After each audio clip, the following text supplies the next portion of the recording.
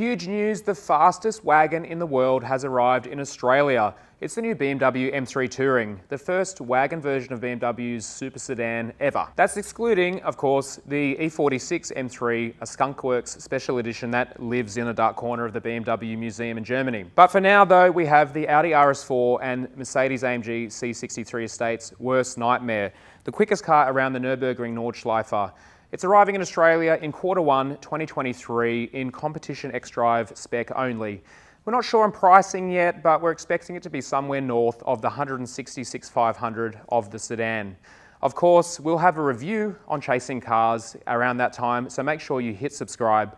But for now, we're going to delve into this Batman, sinister looking frosted black example. We're going to look at the engine, we're going to sit in the front seat, look at the interior, jump in the back, and of course, check out the boot. Let's jump to it. So obviously being an M3, if it's performance you want, it's performance you get. The engine department, we've got a 3-litre twin-turbo straight-six direct injected.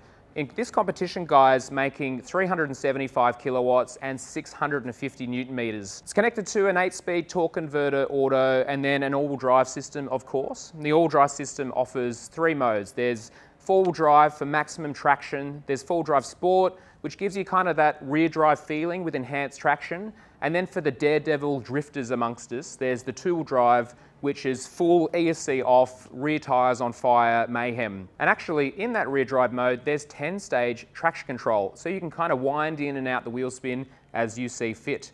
But for a lot of our viewers, we obviously would like to turn it off and set the rear tyres on fire. What does that all mean? Performance-wise, you're looking at 0 to 100 in 3.6 seconds, just 1/10 of a second slower than the sedan, onto a top speed of 250 kilometers an hour or an optional 270 kilometers an hour with the M Drivers package. Welcome to the interior of the BMW M3 Touring. We're in the pilot seat here, which is actually the optional carbon bucket. These very firm, snug seats, which are obviously made for very hard cornering, save 9.6 kilos compared to the standard items. And they've got this very curious carbon fiber crotch element here, which I'm not sure what that's all about, but moving on from that, it's a lovely place to sit, blending luxury and performance seamlessly. This car in this spec is quite dark, and it almost feels like I'm sitting in a little cave or something like that, but it's a lovely place to be with plenty of glossy black carbon fiber, this brushed aluminium, leather. It's everything that you could want. Now, this car has the new curved infotainment and digital display of the Lifecycle Impulse for the 3 Series. What that means is you get a 14.9-inch touchscreen in the middle here with BMW's new operating system 8, and we have the standard 12.3-inch driver display as well. We have the lovely thick-rimmed BMW M steering wheel we've come to know and love, with flappy paddles, of course, for controlling the 8-speed torque converter auto. We have the little M1 and M2 red customizable buttons here, like little Shrek ears. And with those, you can set engine, transmission, steering. You can even set brake pedal feel. This car has brake-by-wire with 2 pedal feel settings, which is very interesting. We've got wireless Apple CarPlay and Android Auto. We've got a USB-A outlet here around the cup holders. And in the center console, which is quite large, we have the USB-C.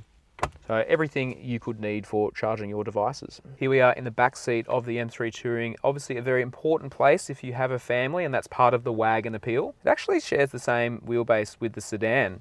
We've got plenty of foot room, knee room, head room. It's not cramped, it's pretty generously proportioned. We've got this beautiful hem carbon fiber seat in front, which you can kind of perv at. We've got these little kidney ticklers here that you can kind of annoy the driver in front. Probably not the best thing for kids, to be honest.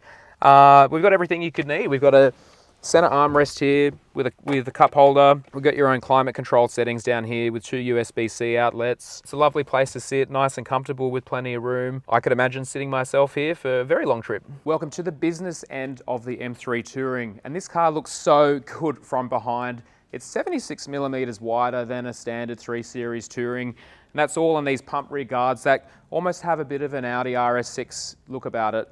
We've got the quad exhaust, 100 millimeters each in diameter, and the carbon fiber rear diffuser. This car comes with the optional M carbon fiber package, so it's lots of the glossy black weaves scattered about, which is really nice on this frosted black paintwork. This car comes with a little spoiler BMW developed just for the M3 Touring, which supposedly enhances high-speed stability when you're hammering through a sweeper at the Nürburgring Nordschleife. But most of us would be more interested in the practicality side of it. In terms of accessing the boot, we have the split system tailgate going on here, so you can open this up and just chuck whatever you need to in there, kids, dogs, paraphernalia, for quick and easy access. And then of course we have the standard electric opening tailgate. Curiously, at 500 litres, the boot of this car is only 20 litres bigger than the sedan. But of course there's the trick of folding down the rear seats to get a massive 1,510 litres of storage space. This car also has this curious system where you slide luggage in on these metal rails, and then as the car starts moving, these little rubberized sections here in the middle rise up to stop luggage moving around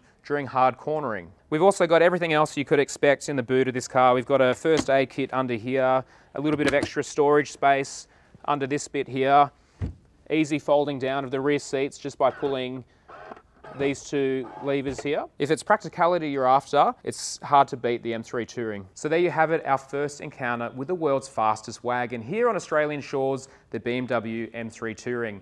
Now, should you buy a BMW M3 Touring? Yes, you should. Don't get a performance SUV, get a fast wagon. There is the slight issue of allocation. BMW says it's trying to get as many cars to Australia as possible. So if you want one, get yourself to a BMW dealer now and start begging. As for my personal impressions of this car, I think it looks absolutely amazing, and I love that they've done a wagon finally. I'm really curious to see how it will drive with the supposedly softer adaptive dampers. The sedan, which I've driven a fair bit, is quite soft already. Might they have made the wagon too soft? We'll have to wait and see. We'll have the full review on this car when it arrives in Q1 next year, so make sure you hit that subscribe button. Leave a question below if you want to know more about the M3 Touring. But as for now, thanks for watching Chasing Cars.